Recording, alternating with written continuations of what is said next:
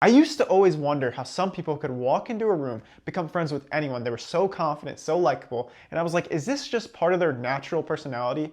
Well, turns out you can learn how to be charismatic because some people maybe, yeah, they're naturally charismatic. But even if you're not, even if you're not, you can learn the skills that it takes to be charismatic because according to science, there's many studies done on this. Charisma is based on two things: warmth and competence. So why is it warmth and competence? Well, we'll start with warmth. If you're not a warm person, like let's say you're super competent, you know so much about the thing you're speaking about, but you are constantly putting down people's ideas, you're not friendly, people don't feel like they can trust you with their honest thoughts and opinions, well then you won't be seen as charismatic, you'll be seen as, kind of a jerk, right? So if you're not warm, then people may see you as kind of harsh and cold. Whereas if you're not competent, then yeah, of course you could be nice. You could be a very welcoming person. You could be so nice and really want the other person to succeed. But if you don't really believe what you're talking about, you're not a confident, competent person, then people won't really trust what you're saying. So you need to be both. You need to be both competent and warmth. So then you got to ask yourself, which of these two areas should I focus on first? Like let's say it's warmth. Let's say you're a super competent person, but you maybe come across as like cold or harsh. How do you be more warm? How do you come across as friendly? Well, the way to do that, there's three things I'm going to tell you about. The first is you reflect back what the person is saying to you. So you're actively listening, and this is like an actionable step. I'm not going to give you just, very vague things to do. I'm going to give you actionable steps with examples. So active listening. One part of that is reflections. So I learned this in my health and wellness coaching class because a big part of coaching is literally just reflecting back what the person you're saying, what the person you're talking to is saying, so that they can expand on it. Because so many people, when they have conversations, they just move from topic to topic. But if someone is talking about something they're passionate about or something really wants to explore something, then you should sit on that topic for a little bit longer. Like, so I'll give you an example. Let's say I was talking about Allen Iverson. He was my favorite basketball player growing up, right? And I'm like, oh, Allen Iverson, he was my favorite player. I used to love the Sixers. I would watch all of his games. Like, I just loved that he played with so much passion. Then you could reflect back to me, essentially what I just said, but like a summarized version of it. So you could be like, oh, it seems like Allen Iverson had a pretty big impact on your childhood. So just that it seems like, and then summarizing what they say, you'll get people to really open up about something they're passionate about. So then I might be like, yeah, he had a huge impact on my childhood. I used to have his jersey literally on my wall. Like he was my idol growing up. So now just from you just literally saying what I just said back to me, but like a summarized shorter version, I'm now speaking about something I'm passionate about. And I can see that you're invested in the conversation. I can see that you actually care about what I'm saying. So if you just reflect back what people are saying to them, they'll start to open up more about things that are important to them. So if you ever are talking to someone and they're talking about something they're passionate about, just reflect back what they just said, which invites them to continue speaking about something that they really want to. Because so many conversations just move from like topic to topic. Like you might say like, oh, or I might say like, oh, Allen Iverson's, he's my favorite player. And then you might be like, oh, well, actually, like my favorite player was Kobe. Do you see that would be like kind of like dismissive and moving away from the topic before letting the person you're speaking to like really talk a lot about what they're passionate about? Because the thing about getting someone to talk about what they're passionate about is you also learn something. So it's not like a manipulative thing to like get them to just like you. You also can pay attention and learn something and also like get them to just be able to vent, talk about something they're passionate about. So it's like it's a win-win situation. They get to talk about what they're passionate about, you get to learn something, and they'll like you more because of it. And the second thing you can do is ask better questions. So let's say same topic, I'm talking about Allen Iverson. So then you could just be like, oh, so did you play basketball as a kid? So just like that one question, I would be like, yeah, I love playing basketball as a kid. Because of Allen Iverson, I picked up the ball. I would shoot around outside my house for like hours a day. So like even just this one simple question will get someone to open up, like similar to the reflection. So if you do those two things, your conversations will improve drastically because again, you don't want to move from just topic to topic when someone is speaking about something that they're passionate about. So that's how you become more warm in terms of like just conversations.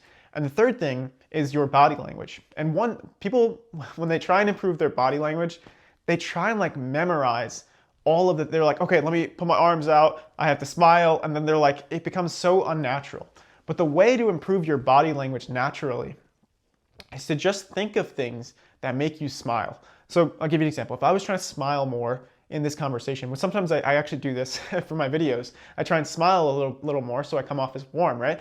If I was trying to smile more, then instead of like forcing myself to smile when I'm speaking, I'm just like visualizing something that already makes me smile. So for me, I'm visualizing like my nephews. For you, it might be your dog, your girlfriend, whoever it is, it could be anyone who makes you smile. Just like picture that person. And then when you're talking to someone, if you want to come off as more friendly, before you start the conversation, just visualize like seeing your dog or someone that actually makes you smile, and you'll naturally just open up. Your body language will naturally open up, and it won't be this forced thing of you memorizing every little body language like movement that you have to do. No, it's just going to be like a natural subconscious thing, because people can kind of read when you're doing like a fake smile or like a fake body language, I don't know, gesture. Like if I was just fake smiling this, or like I'll do it right now.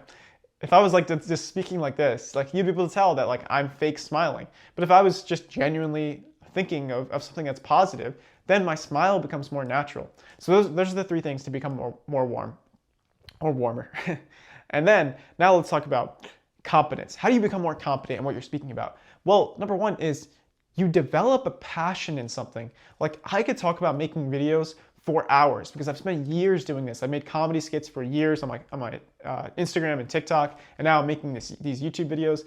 And since I spent years doing this, like I could talk about this for hours, right? So I'm passionate about talking about this. And if you have the things that you're passionate about, then you'll come off as more competent because you study these things. Like if you also made videos, then if you did it for years, like you'd be able to talk about it for hours. Or like maybe, I don't know, maybe you were really good at coding and you can talk about it for hours.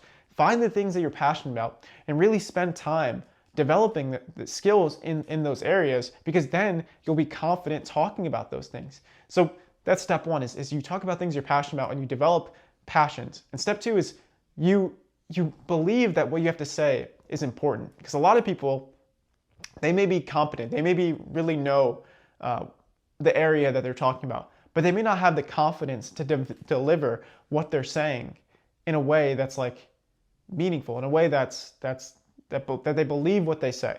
Because sometimes people, they speak very quiet, or they think that like they don't really have a right to say what they're saying, and they value the other person's opinion over their own. But you have to see yourself as equal to the person you're speaking to. And if you see yourself as equal to the person you're speaking to, then naturally you'll speak with more confidence. You'll speak in a way that allows you to express yourself. And ultimately, like, that'll improve your life, not just in becoming more charismatic, it'll just improve your life in general, because so much of our life is just talking to other people. So if you have confidence in what you're saying and you talk about things you're passionate about, it'll completely change your life.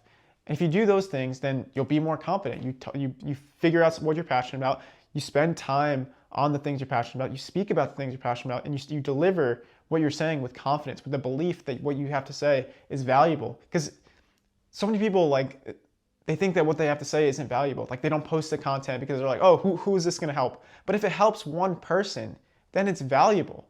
So it's like, don't hold yourself back from saying the things that you truly want to say, because at the end of the day, like, this is your life. You know, you don't want to go spend the rest of your life not saying what you truly want to say, not expressing yourself, because you only get one life. So say what you have to say. It's a little bit of a side tangent, but that will make you charismatic too, because if you believe what you're saying, you have conviction in what you're communicating, then people will resonate with it. So don't sell yourself short with what you have to say. All right, so those are the rules of charisma as far as I know.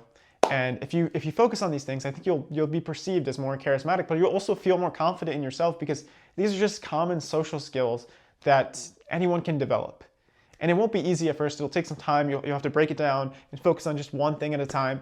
But even though it won't be easy at first, I think it'll be worth it. Life's not easy, but it's worth it. Take care.